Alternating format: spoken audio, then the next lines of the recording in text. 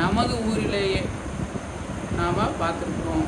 அப்படிங்கிறப்ப அதையும் அல்லாவுக்கு நன்றி செலுத்துவோம். மேலும் நாம் எல்லாம் புனிதமிக்க ரமலான் மாதத்திலே இப்பொழுது முதல் பிறையிலே நாமெல்லாம் நம்முடைய இரவு தொழுகையை தொழுது கொண்டிருக்கின்றோம். அல்லாவுக்கு அனைத்து புகழ்கின்றாதாக என்று அல்லாஹ்வை போற்றி புகழ்ந்தவனாக ஒரு சிறிய உரையை ஆரம்பம் செய்கின்றேன். இன்றைய உரை என்ன என்றால், ஒவ்வொரு முஸ்லிம்களுமே நாம் அறிந்து கொள்ள வேண்டிய ஒரு அவசியமான ஒரு தலைப்பாக இன்ஷா அல்லாஹ் இந்த தலைப்பை தேர்ந்தெடுத்திருக்கின்றோம். என்ன காரணம் என்றால், முஸ்லிம் அல்லாத மக்களிடத்திலே நம்மளுடைய இறை தூதருடைய வாழ்க்கை வழிமுறையை பற்றி சொல்லக்கூடிய நமக்கு அந்த அளவுக்கு ஒரு போதுமான விவரம் இல்லைன்னு அப்படிங்கிறத தான் நம்மளிடத்துல சொல்லலாம். ஏனென்றால், ஒரு முஸ்லீம் அல்லாதவர்கள் உங்களுடைய இறை தூதர் யார், அவருடைய வாழ்க்கை வரலாறு என்ன என்று கேட்கக்கூடிய நேரத்தில் நமக்கு முற்றிலுமாகவே அதை பற்றி நமக்கு தெரியாதவர்களாக கூட இருக்கின்றோம். இந்த நிலையை மாற்ற வேண்டும் என்பதற்காக தான் இந்த தலைப்பு எடுக்கப்பட்டிருக்கிறது. நபிகள் நாயகம் ஸல்லல்லாஹு அலைஹி வஸல்லம் வாழ்க்கை வரலாறை நாம் ஒவ்வொரு மூமின்களும் அறிந்து கொள்ள வேண்டிய ஒரு அவசியம்.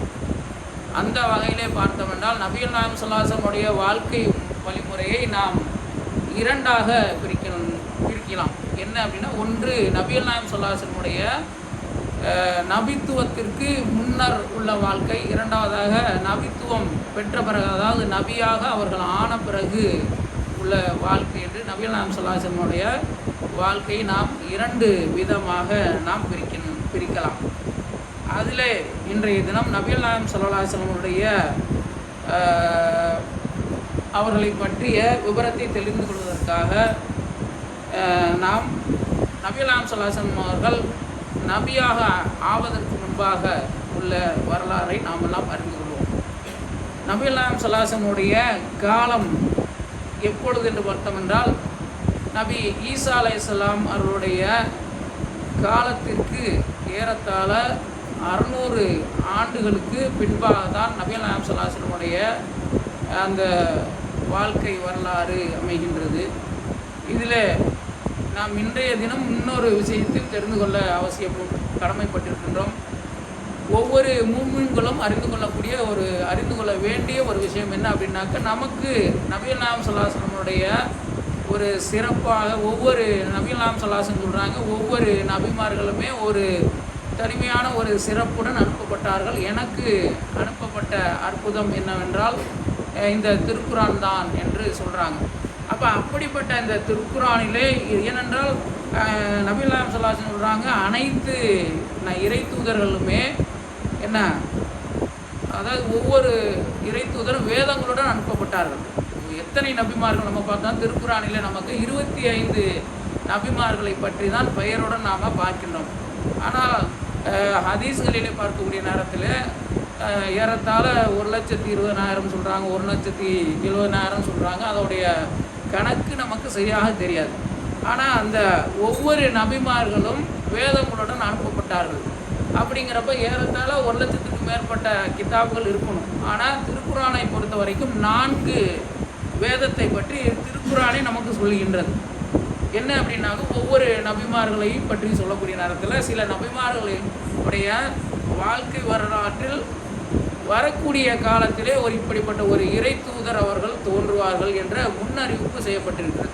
இதில் குறிப்பாக பார்த்தோம் என்றால், திருக்குரானில் உள்ள வேதங்கள் 4 என்ன என்பதை நாம் எல்லாம் அறிந்திருக்கிறோமா அப்படிங்கிறத முதல்ல பார்ப்போம். யார் யாருக்கு தெரியும் திருக்குரானில் மொத்தம் எத்தனை வேதங்கள் பற்றி சொல்லப்பட்டிருக்கிறது, என்னென்ன குரான்கள் எந்தெந்த நபிக்கு அருளப்பட்டதாக திருக்குரானிலே அல்லாஹ் சொல்லியிருக்கிறான்?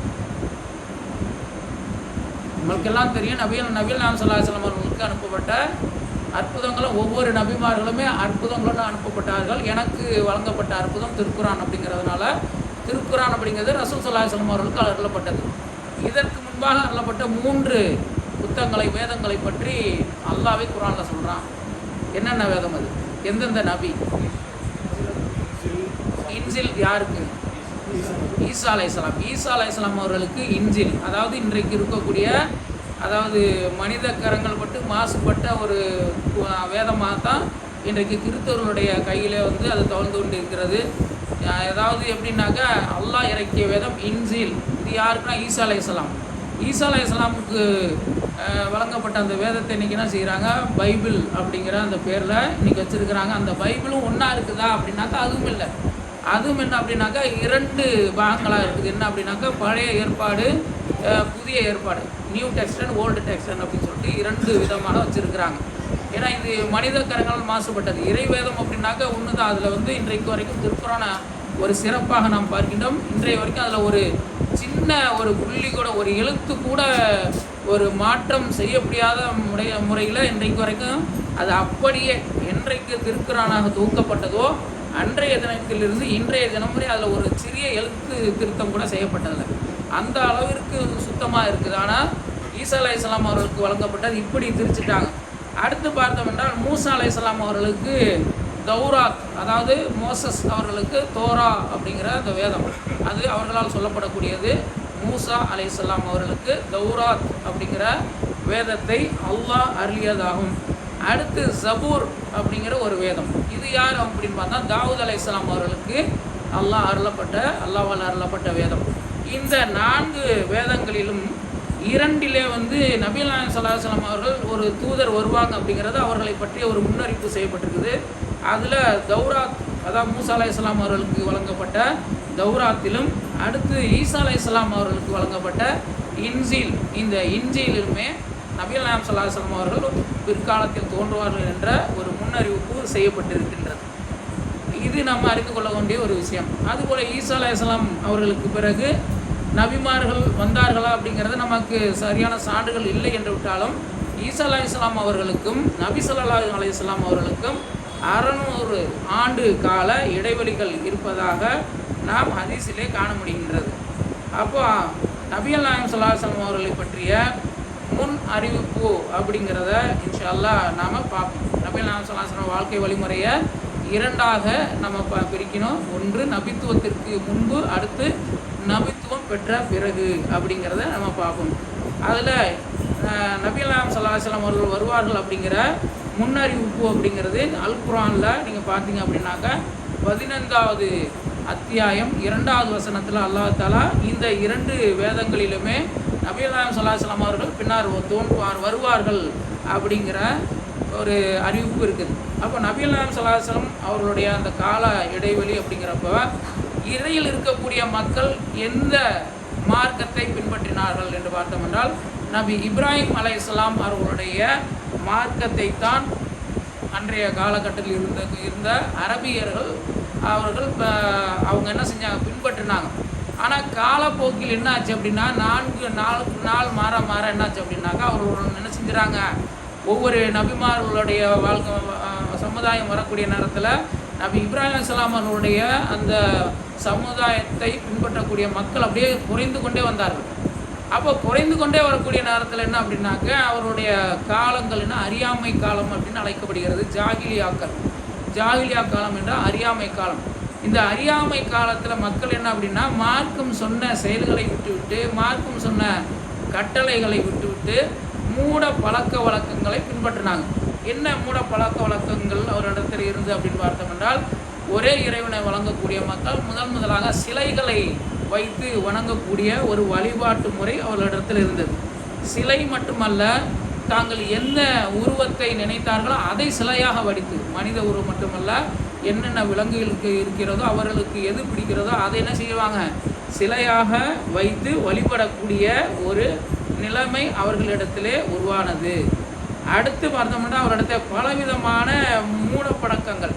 அந்த காலத்தில் என்ன செய்வாங்க அப்படின்னாக்க மக்கா சென்று வழிபடக்கூடிய அந்த வழிமுறையும் அவரிடத்தில் இருந்த, இன்றைக்கு ஹஜ்ஜு செய்கிறோம் இல்லையா, நபி இப்ராஹிம் அலைஹிஸ்ஸலாம் அவருடைய அந்த உன்னதமான அவருடைய தியாகத்தை போற்றும் விதமாக நாம் செய்யக்கூடிய அந்த ஹஜ்ஜை அவர்களும் செய்தார்கள் அந்த காலத்திலையும்.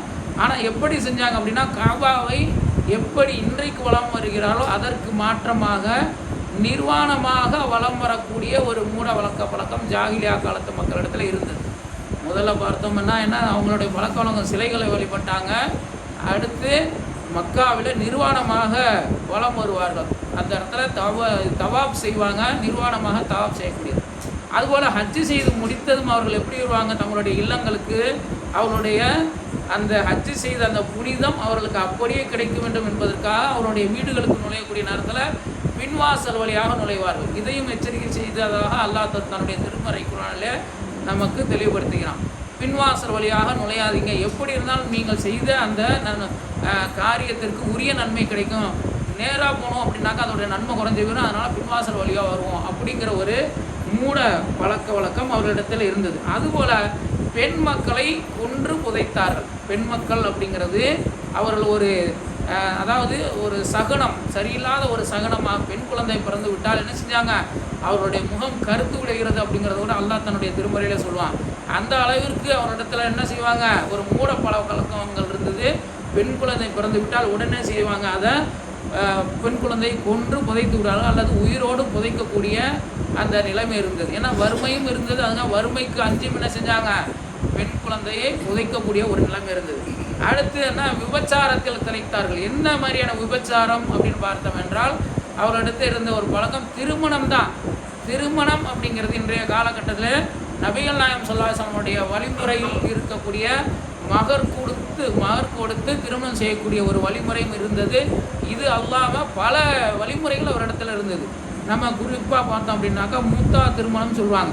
போருக்கு செல்வார்கள். அந்த போருக்கு செல்லக்கூடிய ஊரில் அங்கே தங்கக்கூடிய காலத்தில் ஏதாவது ஒரு பெண்ணை திருமணம் செய்தார்கள். போர் முடிந்த பிறகு என்ன செய்வாங்க? அவர்களை அங்கேயே தலாக் விட்டுட்டு வந்துடுவாங்க. காலம் பூரா வைத்து அவர்களை கண்காணித்து அவர்களுக்குரிய கடமைகளை செய்வது இல்லாமல் சென்ற ஊருக்கு, எந்த ஊரில் போய் போருக்குன்று இல்லை, ஒரு தொழில் நிமித்தமாக வெளியூர் செல்கிறாங்க அப்படின்னாக்கா எவ்வளவு நாள் தங்கியிருக்காங்களோ அந்த நாளைக்கு ஒரு 5 நாள் தங்கினாலும் அதற்கு ஒரு திருமணம் செய்யக்கூடிய ஒரு நிலைமையெல்லாம் இருந்தது. அதுபோல் பல விபச்சாரம் அப்படின்னு சொல்லக்கூடிய அளவுகளை ஒரு திருமணத்தையே கொச்சைப்படுத்தக்கூடிய அளவுக்குள்ளெல்லாம் அவருடைய திருமண வழிமுறைகள் இருந்தது. இந்த வழிமுறைகள் எல்லாம் ஜாகிலியா காலத்தில் இருந்தது. இப்படிப்பட்ட ஒரு நூதன பழக்க வழக்கங்களும் அதாவது அறியாமை கால மக்களிடத்தில் இருந்தது. ஆனால் இன்றைக்கு இருக்கக்கூடிய அந்த மகர் கொடுத்து திருமணம் செய்யக்கூடிய அந்த விஷயம் பிறகு, ஏன்னா நபிகள் நாயகம் ஸல்லல்லாஹு அலைஹி வஸல்லம் அவர்கள் பிறகு என்ன செஞ்சாங்க? அறியாமை காலத்து மக்களுடைய அந்த மூட பழக்கங்களை எல்லாம் என்னுடைய காலடியில் போட்டு புதைத்து விட்டேன்னு சொன்னாங்க. அதனால் அந்த அனைத்து திருமணங்களுமே தடை செய்யப்பட்டு விட்டது. மாறாக அதற்கு பிறகு நபிகள் நாயகம் ஸல்லல்லாஹு அலைஹி வஸல்லம் அவர்கள் என்ன வழிமுறையை நம்மளுக்கு கற்றுத்தந்தார்களோ அந்த திருமண வழிமுறை தான் அதற்கு பிறகு தொடர்ந்து இருந்தது அப்படிங்கிறதையும், அடுத்து இருக்கக்கூடிய பழக்க வழக்கங்கள் என்ன அப்படின்னா ஜோதிடம் பார்ப்பது, குறி சொல்வது, அதுபோல் ஒருவர் மரணித்து விட்டால் ஒப்பாரி வைப்பது, இது போல் பல மூட பழக்க வழக்கங்கள் அந்த மக்களிடத்திலே இருந்த அறியாமை கால மக்களிடத்திலே இருந்தது.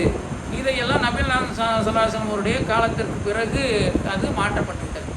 இப்போ நபிகள் நாயகம் ஸல்லல்லாஹு அலைஹி வஸல்லம் அவருடைய சிறப்பை பற்றி நாம் அறிந்து கொள்ள வேண்டும். என்ன அவருடைய சிறப்பு அப்படின்னு பார்த்தோம் என்றால், இதை நபிகள் நாயகம் ஸல்லல்லாஹு அலைஹி வஸல்லம் அவர்களே தன்னுடைய அதாவது முஸ்லீம் அப்படிங்கிற ஹதீஸ் கிரந்தத்தில் 4575வது ஹதீஸாக பதிவு செய்யப்பட்ட ஒரு ஹதீஸ். என்ன அப்படின்னாக்க, மற்ற எந்த ஒரு நபிமார்களுக்கும் இல்லாத ஒரு சிறப்பு, அதுவும் தன்னை பற்றி தானே சொல்லக்கூடிய, அது சிலாய்த்து சொல்லக்கூடிய அந்த விஷயத்தை நாம் அறிந்து கொள்ள வேண்டும். மறுமை நாளில் எல்லா மனிதர்களும் அல்லாஹ் தஆலா எழுப்புவான் தங்களுடைய மன்னரையிலிருந்து. ஆதமுடைய வழித்தோன்றர்கள் அத்தனை பேரையுமே அல்லாஹ் தஆலா மன்னரையிலிருந்து எழுப்புவான். அதில் முதல் மனிதராக அனைவருக்கும் வரக்கூடிய தலைவனாக முதலாக யார் இருப்பாங்க? அத்தனை சமுதாயத்து, எத்தனை சமுதாயம், நபி ஆதம் அலைஹிஸ்ஸலாம் அவர்கள் இருந்த சமுதாயத்திலிருந்து நபி ஸல்லல்லாஹு அலைஹி வஸல்லம் அவருடைய சமுதாயத்தில் இருந்து மரணிக்கக்கூடிய நாம் வரை அத்தனை சமுதாயத்துக்குமே ஒரே தலைவராக நபிகள் நாயகம் ஸல்லல்லாஹு அலைஹி வஸல்லம் அவர்கள் இருப்பாங்க. அதுபோல் கபரில் இருந்து முதலாக வெளியில் வரக்கூடியது யார் இருப்பா? நபிகள் நாயகம் ஸல்லல்லாஹு அலைஹி வஸல்லம் அவர்கள் தான் இருப்பாங்க. அதுபோல் முதலாக யார் அல்லாஹ்விடத்தில் பரிந்துரை செய்பவர்களாக நபிகள் நாயகம் ஸல்லல்லாஹு அலைஹி வஸல்லம் அவர்கள் இருப்பாங்க. அதுபோல் முதலில் பரிந்துரை ஏற்கப்படுபவரும் நபிகள் நாயகம் ஸல்லல்லாஹு அலைஹி வஸல்லம் அவர்களாக இருப்பாங்க. இது இப்படிப்பட்ட சிறப்பு அப்படிங்கிறது நபிகள் நாயகம் ஸல்லல்லாஹு அலைஹி வஸல்லம் அவர்களுக்கு இருக்கின்றது. அதை நாம் அறிந்து கொள்ள வேண்டும். அடுத்து நபிகள் நாயகம் ஸல்லல்லாஹு அலைஹி வஸல்லமுடைய பரம்பரை பற்றி நாம் அறிந்து கொள்ள வேண்டும். ஏன் அப்படின்னாக்கா, இன்றைக்கு மக்களிடத்தில் போய் நபிகள் நாயகம் ஸல்லல்லாஹு அலைஹி வஸல்லம் அவர்கள் எந்த குலத்தில் பிறந்தாங்க அப்படின்னு கேட்டால் எல்லாரும் என்ன சொல்லுவாங்க? குறைஷி குலம். ஏனெண்டா உயர் குலமான குறைஷி குலத்தில் தான் நபிகள் நாயகம் ஸல்லல்லாஹு அலைஹி வஸல்லம் அவர்கள் பிறந்தாங்க அப்படிங்கிறது நம்மளிடத்துல எல்லாரிடத்துலையும் இருக்கக்கூடிய ஒரு பரவலான கருத்து. ஆனால் நபிகள் நாயகம் ஸல்லல்லாஹு அலைஹி வஸல்லம் அவர்கள் சொல்கிறாங்க, அல்லாஹ்வின் தூதர் ஸல்லல்லாஹு அலைஹி வஸல்லம் என்ன சொன்னாங்க, அல்லாஹ் இஸ்மாயில் அலைஹிஸ்ஸலாம் அவர்களின் வழித்தோன்றலில் கினானாவை தேர்ந்தெடுத்தான். அதன் பிறகு கினானாவின் வழித்தோன்றலிலிருந்து குறைஷியரை தேர்ந்தெடுத்தான். குறைஷியரிலிருந்து பனு ஹாசிம் குலத்தாரை தேர்ந்தெடுத்தான். அப்போது நான் பனு ஹாசிம் குலத்தாரிலிருந்து வந்தவர் என்று நபிகள் நாயகம் ஸல்லல்லாஹு அலைஹி வஸல்லம் சொல்கிறாங்க. நம்மள என்ன சொல்லுவோம், குறைஷி குலம் அப்படின்னு சொல்லுவோம். ஆனால் அதற்கு பிறகு குறைஷி குலத்திற்கு அடுத்ததாக பனு ஹாசிம் குலத்தாரிலிருந்து தான் நபிகள் நாயகம் ஸல்லல்லாஹு அலைஹி வஸல்லம் அவர்களை அல்லாஹ் சுப்ஹானஹு வ தஆலா தேர்ந்தெடுத்தான். ஏன்னா நபிகள் நாயகம் ஸல்லல்லாஹு அலைஹி வஸல்லம் சொல்கிறாங்க, நபிகள் நாயகம் ஸல்லல்லாஹு அலைஹி வஸல்லம் அவர்கள் பனு ஹாசிம் குலத்தாரை சேர்ந்தவர்கள். ஏன்னா நபிகள் நாயகம் ஸல்லல்லாஹு அலைஹி வஸல்லம் அவருடைய தந்தை அப்துல்லா, இது நம்ம தெரிஞ்சு வச்சுக்க வேண்டியது. ஏன்னா சின்ன பிள்ளைகள மதரசால சொல்லி கொடுத்துருப்பாங்க, நபிகள் நாயகம் ஸல்லல்லாஹு அலைஹி வஸல்லம் தந்தை யார், தாய் யார் அப்படிங்கிறதான் நமக்கெல்லாம் சொல்லி கொடுத்துருப்பாங்க. அது கூட என்ன செய்யும், சிலருக்கு மதரசா சென்ற காலத்திலே ஞாபகம் பிறகு மறந்திருக்கக்கூடிய ஒரு நிலைமையெல்லாம் இருக்கும். அதை நினைவூட்டும் விதமாக தான் நபிகள் நாயகம் ஸல்லல்லாஹு அலைஹி வஸல்லம் வாழ்க்கை முறையை நம்ம அறிந்து கொள்ள வேண்டியது. அப்போ அவருடைய தந்தை யார், அப்துல்லா அவர்கள். அப்துல்லா அவர்களுடைய தந்தை யாருன்னா அப்துல் முத்தலிப், நபிகள் நாயகம் ஸல்லல்லாஹு அலைஹி வஸல்லம் பாட்டனார். அவர்களின் தந்தை யார் அப்படின்னாக்க அப்துல் முத்தலிபோட தந்தை யார், அவர் தான் ஹாஷிம். அப்போ ஹாஷிம் குலத்தார் தான் நபிகள் நாயகம் ஸல்லல்லாஹு அலைஹி வஸல்லம் அவருடைய குலம் அப்படிங்கிறது. அவர் ஹாஷிம் குலத்தாருக்கு மூத்த குலம் தான் குறைஷியர் குலம், சரிதா? அப்போ பனு ஹாஷிம் குலத்தாரில் இருந்தால் நபிகள் நாயகம் ஸல்லல்லாஹு அலைஹி வஸல்லம் அவர்களை அல்லாஹ் சுப்ஹானஹு வ தஆலா தூதராக தேர்ந்தெடுத்தான் என்ற செய்தி நம்மளுக்கு கிடைக்கின்றது. அதுபோல் நபிகள் நாயகம் ஸல்லல்லாஹு அலைஹி வஸல்லம் அவர்கள் நபித்துவத்துக்கு முன்னாடி அவர்களிடத்துல சில நிகழ்வுகள், அதாவது நபிகள் நாயகம் ஸல்லல்லாஹு அலைஹி வஸல்லம் எப்போ பிறந்தாங்க அப்படிங்கிறத நம்மெல்லாம் அறிந்து கொள்ள வேண்டிய ஒரு அவசியம். என்ன நம்மளுக்கெல்லாம் எப்போ தோணும் அப்படின்னு பார்த்தோம்னா, அதாவது ரபியுல் அவல் மாதம் வந்துருச்சுன்னா அப்படின்னாக்கா அந்த மாதத்தை என்ன சொல்லுவோம், நபிலா ஹந்திரி அப்படின்னு சொல்லுவாங்க. நமக்கு முதல்ல என்ன ஹந்திரி சோறு திங்கிறது தான் ஞாபகம் வரும், நபிலா ஹந்திரி அப்படிம்பாங்க. ஏன்னா நபிலா ஹந்திரி, மீரா ஹந்திரி ஒவ்வொரு மாதத்துக்கும் அரபி அல்லாத ஒரு புது பேரை நம்ம மக்களே வச்சுருப்பாங்க. முதல் மாதம் அப்படின்னாக்கா மொஹர்ரம்னா 10 நோன்பு அப்படிங்கிறது. அடுத்து முகர்றதுக்கு அடுத்து உள்ள ஒவ்வொரு மாதத்துக்கும் ஒவ்வொரு பேர், 6 நோன்பு, 10 நோன்பு, 30 நோன்பு, நபிலாந்திரி, மீராந்திரி, அல்வா போகிற, அம்மா போகிற, இப்படி தான் வச்சுருப்பாங்க. ஆனால் யார் என்ன ரபியுல் அவல், ரபியுல் ஆஹிர், ஜமாதுல் அவல், ஜமாத்துல் ஆஹிர் அப்படிங்கிற பேரும் நம்மளுடைய மக்கள் இடத்துல மிக குறைவாக தான் ஒரு நேரத்தில் இருக்குது. இப்போ பரவாயில்ல, மக்கள் இடத்துல ஒரு விழிப்புணர்வு வந்த பிறகு கொஞ்சம் மாறி இருக்குது. இப்போ இந்த ரபியுல் அவல் மாதத்தில் தான் நபிகள் நாயகம் ஸல்லல்லாஹு அலைஹி வஸல்லம் அவர்கள் பிறந்தாங்க. அதுபோல் திங்கட்கிழமை பிறந்தாங்க. பிறந்த ஆண்டை பொறுத்த வரைக்கும் என்ன அப்படின்னாக்கா கிபி நம்ம பார்த்தோம் அப்படின்னாக்கா எப்படி வருஷத்தை கணக்கு பண்ணுறோம், கிறிஸ்து பிறப்பதற்கு முன்பு, அடுத்து கிறிஸ்து பிறந்த பின்பு அப்படின்னு சொல்கிறோம். அப்போ கிபி அப்படி கிமு அப்படின்னாக்கா கிறிஸ்துவத்துக்கு முன்பு, கிறிஸ்துவத்திற்கு பிறகு அப்படின்னா ஈசா அலைஹிஸ்ஸலாம் அவருடைய அந்த வருகைக்கு பிறகு அப்படின்னு பார்த்தோம்னாக்கா, பிறப்பிற்கு பிறகு அப்படின்னு பார்த்தோம்னா நபிகள் நாயகம் ஸல்லல்லாஹு அலைஹி வஸல்லம் அவர்கள் பிறக்கிறாங்க. எப்போ அப்படின்னா கிபி 571 ஆண்டு, கிறிஸ்து பிறந்து 571 ஆண்டு. அப்போ குலம் அப்படிங்கிறது பனு ஹாஷிம் குலம். அவருடைய தந்தை அப்துல் முத்தலிப், அவருடைய பாட்டனார். நபிகள் நாயகம் ஸல்லல்லாஹு அலைஹி வஸல்லம் அவர்கள் பிறந்த ஆண்டு கிபி 571 ரபியுல் அவ்வல் மாதம் பிறை. அப்புறம் பார்த்தோம்னா இதில் தான் கொஞ்சம் பிரச்சனை இருக்குது. ஆனால் பிறந்த இடம் என்ன, மக்கால தான் பிறக்கிறாங்க, மக்கால பிறந்தாங்க அப்படிங்கிறது இருக்குது. ஆனால் அந்த பிறந்த ஆண்டை பொறுத்த வரைக்கும் அப்படின்னாக்கா சில பிறந்த தினத்தை பொறுத்த வரைக்கும் தேதியும், ஏன்னா நம்மளுக்கு எப்படி சொல்லி கொடுத்தாரு அப்படின்னாக்கா சின்ன வயசில் நாங்கள் மதரசா போகிறப்ப சொல்லி கொடுத்தாரு, தேதி பணி 2 பாட்டா படிப்பார், திங்கள் ரபியுல் அவ்வலாம் அப்படின்னு சொல்லிட்டு எங்களுக்கு அது. ஏன்னா இப்போ நம்ம பிள்ளைங்களுக்கு பாட்டு ஞாபகம் இருக்கும், பாடம்னா மறந்து வீரும். அப்போ நம்மளுக்கு என்ன செஞ்சாங்க, சின்ன வயசில் அதை பாட்டாகவே படித்து எங்களுக்கெல்லாம் ஞாபகப்படுத்தி சொன்னார். இல்லைன்னா நபி ரசூல்லா பிறந்த மாதம் அப்படின்னா நம்மளுக்கு தெரியாது. அப்போ ஏன் அப்படின்னா ஒவ்வொரு வருஷமும் நம்மளுக்கு லீவு கிடைக்கிது இல்லையா, சரி அதுவும் பார்த்தோம் அப்படின்னாக்க எப்போ நம்மளுக்கு லீவு கிடைக்கிது, அன்றைக்கிங்க ரபியுல் அவ்வல் மாதம் அப்படின்னாக்கா நான் என்ன செய்வேன், மீலாது விழா அப்படின்னு சொல்லிட்டு நம்மளுடைய அரசாங்கம் நம்மளுக்கு லீவு கொடுக்குறக்கூடிய ஒரு நிகழ்வு தான் நம்மெல்லாம் பார்ப்போம்.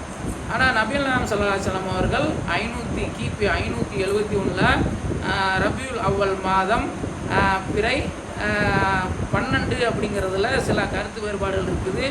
மக்காவில் பிறந்தாங்க. சவுதி அரேபியா அப்படிங்கிற அந்த நாட்டில் இருக்கக்கூடிய மக்காவில் பிறந்தார்கள் அப்படிங்கிறத நாம் தெரிஞ்சு. ஏன்னா இப்போ பிறந்த நாளை வைத்து தான் சில குழப்பம்லாம் வருது. சரி, அதனால் நமக்கு தெளிவாக தெரியக்கூடிய விஷயத்தை நாம் அறிந்து கொள்வோம். நபிகள் நாயகம் ஸல்லல்லாஹு அலைஹி வஸல்லம் அவர்களுக்கு முஹம்மத் அப்படிங்கிற பெயர் அல்லாமல் அவங்களுக்கு அஹ்மத் அப்படிங்கிற ஒரு பெயரும் உண்டு. அதுபோல் அல் மாஹி அப்படிங்கிற ஒரு பெயரும், அடுத்து அல் ஹாஷிர், அடுத்து அல் ஆக்கிப் அப்படிங்கிற இந்த 4 பெயர்களும் உண்டு. நபிகள் நாயகம் ஸல்லல்லாஹு அலைஹி வஸல்லம் அவர்களுக்கு ஆக்கிப், அல் ஹாஷிர் அப்படிங்கிறதும், அதுபோல் அஹ்மத், அல் மாஹி அப்படிங்கிற பெயர். இது அல்லாமல் நமக்கெல்லாம் தெரிஞ்சிருக்கும் அபுல் காசிம் என்று அவர்களுடைய பெயரும் வைத்தாங்க. இப்போ என்ன பழக்கம், அரபியர்களுக்கு என்ன ஒரு பழக்கம் அப்படின்னா, குழந்தைகளுடைய பேரை வைத்து தந்தையை அழைப்பாருங்க. இன்னாருடைய தந்தையே அப்படிம்பாங்க. ஏன்னா ஒரு மரியாதை, ஒரு நிமித்தமாக பேரை சொல்லி கூப்பிடக்கூடாதுங்கிறதுனால இப்போ அப்துல்லா அப்படின்னு ஒரு பையனுக்கு பேர் இருந்துச்சுனாக்க அது என்ன சொல்லுவாங்க, அபு அப்துல்லா, அப்துல்லாவின் தந்தையே அப்படி சொல்லி அழைக்கக்கூடிய ஒரு பழக்கம் அரபியர் இடத்துல இருந்தது. அதுபோல் அபுல் காசிம் அப்படிங்கிற ஒரு பெயரும் நம்மளுக்கு தெரியும். அவங்களுக்கு அபுல் காசிம் அப்படிங்கிற பெயரை கொண்டும் நபிகள் நாயகம் ஸல்லல்லாஹு அலைஹி வஸல்லம் அவர்கள் அழைக்கப்பட்டார்கள் அப்படிங்கிறது. அதுபோல் நபிகள் நாயகம் ஸல்லல்லாஹு அலைஹி வஸல்லமுடைய தாய் தந்தையரை பற்றி நாம் அறிந்து கொள்ள வேண்டும். நபிகள் நாயகம் ஸல்லல்லாஹு அலைஹி வஸல்லமுடைய தாயார் அப்படின்னா அவங்களுடைய பெயர் என்ன அப்படின்னாக்க ஆமினா. தந்தையார் அப்துல்லா.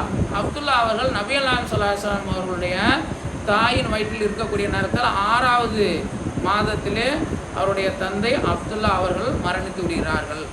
அதன் பிறகு பார்த்தோம்னா குழந்தை நபிகள் நாயகம் ஸல்லல்லாஹு அலைஹி வஸல்லம் பிறந்த பிறகு 6 ஆண்டுகளுக்கு பிறகு தந்தையும் மரணித்து விடுகிறார்கள். இது 6 ஆண்டு அல்லது 6 மாதம் அப்படிங்கிற ஒரு குழப்பமாகவும் இருக்குது. 6 ஆண்டு அப்படின்னாக்கா அவங்க பிறர் குழந்தைகளிடத்த பிற தாயினிடத்தில் பாலுட்டு மன்னையரிடத்தில் பால் குடிக்க வேண்டிய அவசியம் இருந்திருக்காது.